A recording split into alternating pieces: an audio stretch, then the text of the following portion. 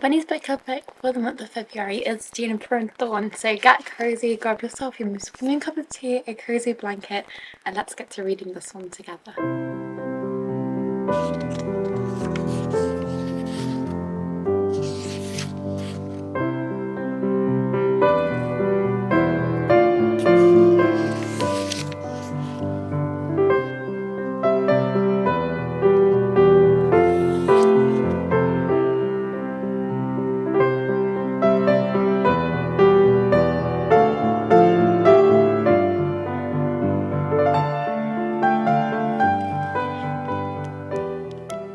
Pages through, and I just wanted to do a check-in.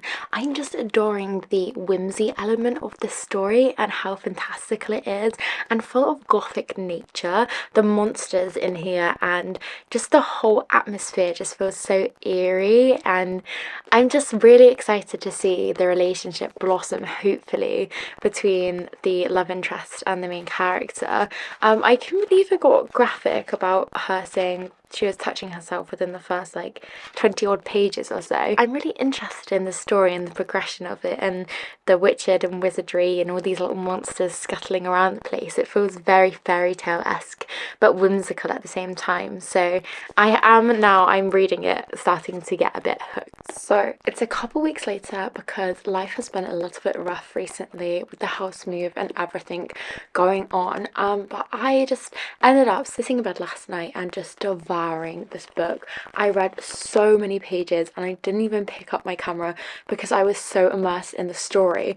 I only have a handful of pages to go.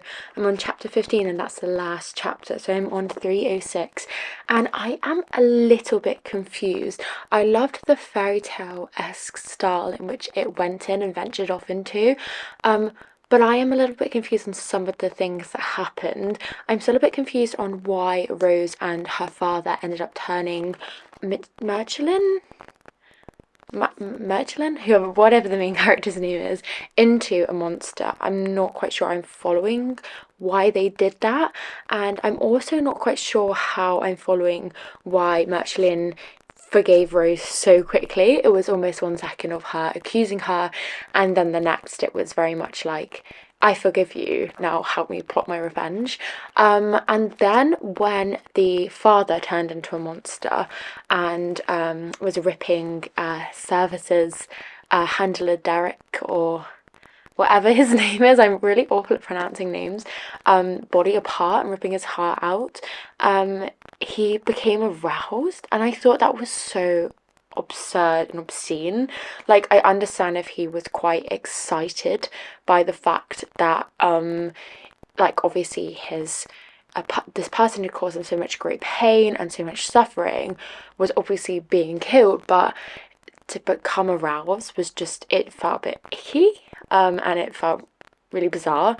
And yeah, I am quite intrigued and interested into how it's wrapping up.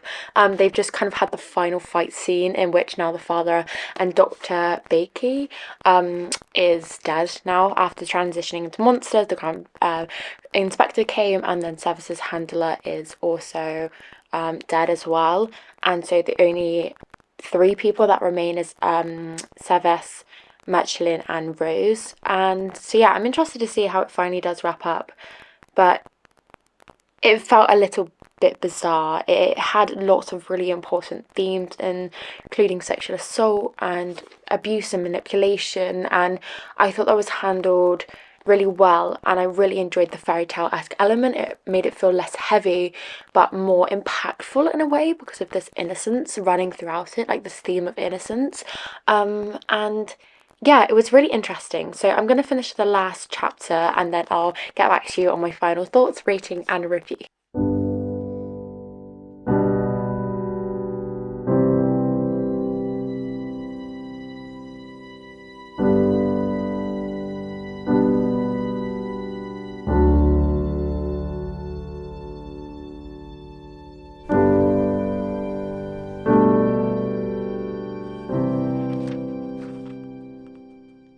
Finished this one and I'm rating it 4 stars.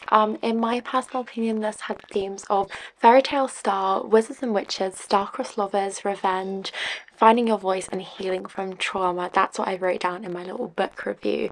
And then in terms of my thoughts, it's sort of similar to what I discussed before.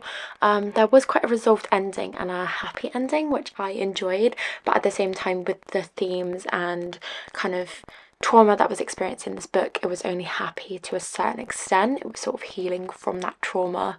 And yeah, like I say, I feel like the fairy tale-esque writing style and plot made the themes feel that much more impactful and powerful because of the innocence of fairy tale-esque writing style and the whole concept around that. I really enjoyed the star-crossed lovers romance, and yeah, there's still a few parts that I'm a bit confused on, as I mentioned, and that wasn't resolved. Like, I wasn't sure why they turned her into a monster still.